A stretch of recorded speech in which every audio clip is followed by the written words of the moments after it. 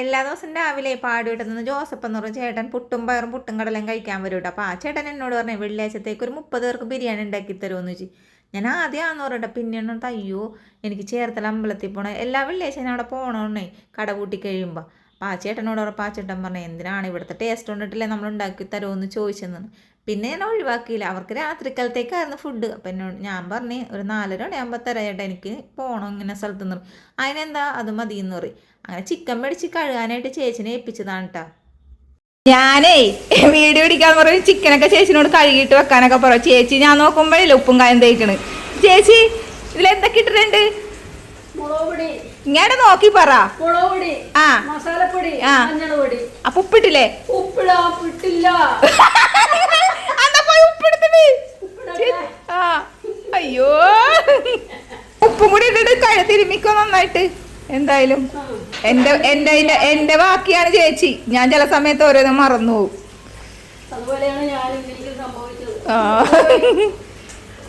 എന്തായാലും കുഴച്ച് വെച്ചോ, അണ്ടേ ഫ്രിഡ്ജിലോട്ട് വെച്ചോട്ടാ. നമുക്ക് എന്തായാലും വൈകുന്നേരത്തേക്കല്ലേ, വൈകുന്നേരം പൊരിക്കാം. ആ ശരി, ഓക്കെ, ഡൺ.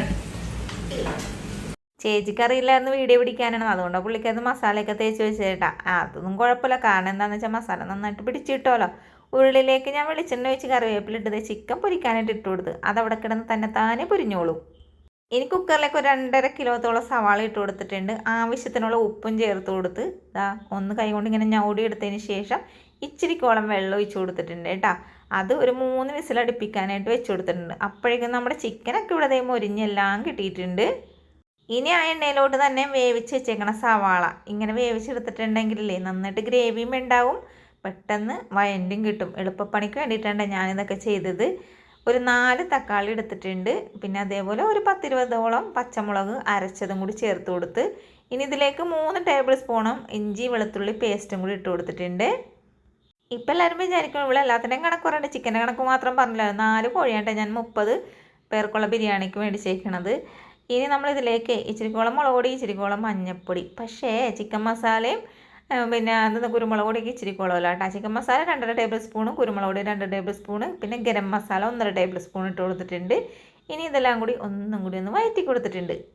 ഇനി ഇതിലേക്ക് പുളിയില്ലാത്ത കുറച്ച് തൈര് എടുത്തിട്ടുണ്ടായിരുന്നു. മല്ലിയിലയും പുതിനയിലയും കൂടി ഇട്ടിട്ട് എല്ലാം കൂടി അങ്ങോട്ട് അരച്ച് പേസ്റ്റ് ആക്കിയിട്ട് അത് ഇതിലേക്ക് ഒഴിച്ചു കൊടുത്ത് എന്നിട്ട് നമ്മൾ വറുത്ത് വെച്ചേക്കണ ചിക്കനില്ലേ അതും കൂടി ചേർത്ത് കൊടുത്തതിന് ശേഷം വെള്ളമൊന്നും ഒഴിക്കേണ്ട ആവശ്യമൊന്നുമില്ല. എല്ലാം കൂടി അങ്ങോട്ട് ഇളക്കി കൂട്ടിയെടുത്തിട്ടുണ്ട്. ഇതിൻ്റെ ഇടയിൽ ലേശം പഞ്ചസാര ഞാൻ ചേർത്ത് കൊടുത്തത്. ആ വീഡിയോ എൻ്റെ സ്കിപ്പായിപ്പോയി കേട്ടോ. എൻ്റെ മൂടി വെച്ച് ഇടയ്ക്കിടയ്ക്ക് ഇളക്കി കൊടുത്തായിരുന്നു കേട്ടോ. അങ്ങനെ കുറേ സമയത്ത് ഇളക്കലും പിടിക്കലൊക്കെ കഴിഞ്ഞപ്പോഴേക്കും നമ്മുടെ ചിക്കൻ മസാല ഇവിടെ റെഡി ആയിട്ടുണ്ട്. ഇനി എന്താ അടുത്ത പരിപാടി എന്ന് വെച്ചാൽ ചോറ് വെക്കണ്ടേ, എന്നാലല്ലേ ബിരിയാണി ആവുള്ളൂ. അപ്പം ഞാൻ 4 കിലോ അരിയാണ് സിൽവർ ബർക്കത്താണ് എടുത്തേക്കണത്.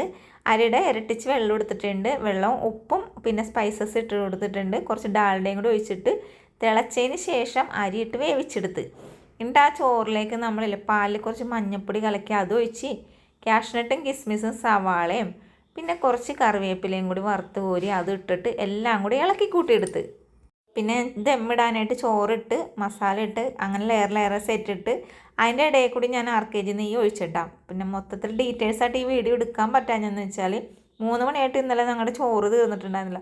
അതിൻ്റെ ഇടയിൽ ഒരു 10 ചോറിന് പാഴ്സലിന് വന്നപ്പോൾ അത് ഞാൻ പൊതിയാനായിട്ട് നിന്ന്. അപ്പോൾ മൊത്തത്തിൽ എനിക്ക് വീഡിയോ എടുക്കാനോ ഒന്നും എനിക്ക് പറ്റിയില്ല. പിന്നെ നിങ്ങൾക്ക് ഫുൾ വീഡിയോ വേണമെന്നുണ്ടെങ്കിൽ ബിരിയാണീൻ്റെ വേറൊരു വീഡിയോ ഞാൻ നേരത്തെ ഇട്ടിട്ടുണ്ട്, കാണാത്തതൊന്ന് കാണുക. അപ്പോൾ നമ്മൾ ബിരിയാണിയിൽ മുട്ടയൊക്കെ വെച്ചിട്ടാണ് കൊടുക്കുന്നത്. 30 മുട്ട ഞാൻ വെച്ചിട്ടുണ്ടായിരുന്നു. അപ്പോൾ ഈ ബിരിയാണി കൊണ്ടുപോയി പാത്രമായിട്ട് ഇന്ന് രാവിലെ വന്നപ്പോഴാണ് ആ ചേട്ടനോട് ഞാൻ അഭിപ്രായം ചോദിച്ചു. അപ്പോൾ അഭിപ്രായം എൻ്റെ വായന്ന് കേൾക്കണ്ട, നിങ്ങൾ തന്നെ നേരിട്ട് കേട്ടോളൂ. ചേട്ടാ എങ്ങനെ ഉണ്ടായിരുന്നു ബിരിയാണി കൊണ്ടുപോയിട്ട് ഇന്നലത്തെ പരിപാടിയുടെ? ഇന്നലെ പരിപാടിക്ക് കൊണ്ടുപോയി ബിരിയാണി വിളമ്പിയിട്ട് എല്ലാവർക്കും വളരെ ഇഷ്ടപ്പെട്ടു. കൊണ്ടുപോയാലും കൂടുതലും ക്വാണ്ടിറ്റി ഉണ്ടായിരുന്നു, നല്ല രുചികരമായിട്ടുള്ള ഭക്ഷണമായിരുന്നു. ഇനിയും ഞങ്ങൾ എന്തെങ്കിലും പരിപാടി ഉണ്ടെങ്കിൽ ഈ കടയിൽ തന്നെ വന്ന് വാങ്ങും. അതെ, ആ ചേട്ടനെ ഇനി ഇവിടെ വന്നാ കഴിക്കണ, ആ ചേട്ടൻ സ്ഥിരമായിട്ട് കഴിക്കണ ചേട്ടനാ.